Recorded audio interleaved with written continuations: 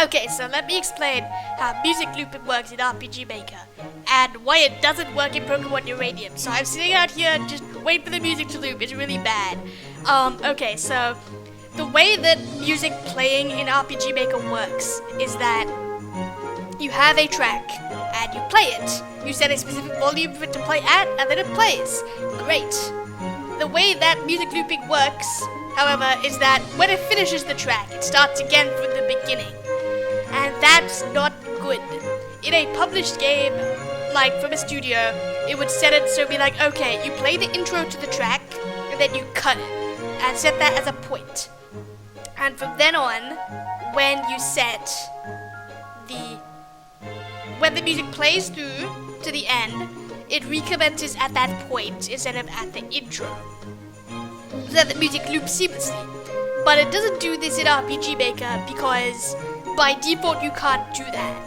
You can do it with some things, like there's some sort of convoluted way to do it, but it doesn't really work very well. So one way, look, okay, it's really fucking simple to do on a map, so I don't know why they didn't do it. You just, when you enter the map, have it so that it sets a timer, and the timer goes until a certain point in the song, and then you set a point there, and you flick a switch. So what happens is, before you flick the switch, you have the opening to the song play as a separate file, and then you hit the switch, and from then on it plays the rest of the track, continuously. Actually, I haven't run into this yet for this particular track, so they might have fixed it, but what I think I'll do is, I'll see if I can go somewhere else. And because it was really bad in the, you know what, let's forget it. I mean, it doesn't matter, because it doesn't matter right now. I would have liked to show off this happening in the game. Maybe they fixed it for this track, or they made this track longer than the other ones, I don't know. But if it loops, you immediately know. So yeah, that's one way they could have fixed this. I mean, it's a big pain to do for every single map. But, okay, here's another thing that I'll do. I'm gonna go to a Pokemon battle, just give me a sec. To find a Pokemon battle. I'm gonna go to a Pokemon battle. And I'm gonna win the battle and just stay on that screen. I'll show you that.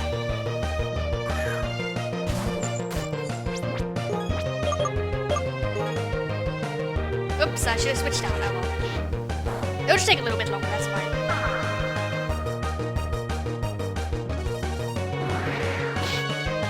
And he's dead, that's fine. So one way that this is really irritating is at the end of a battle.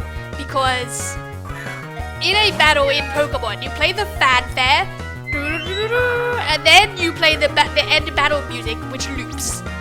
But with this game, and of course most RPG Maker games, they have the fanfare and the ending track in the same track.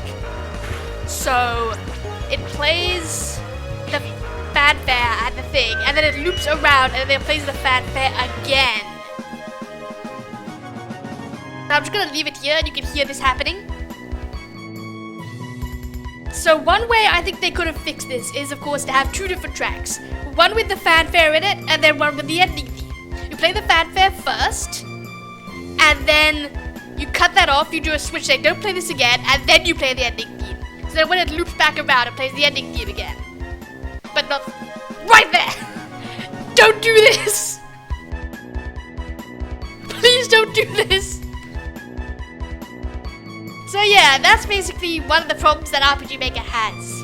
Like, because the way it's set up, it's just, I mean, it's not that hard to fix. And this is another thing where I'm thinking, did they playtest this?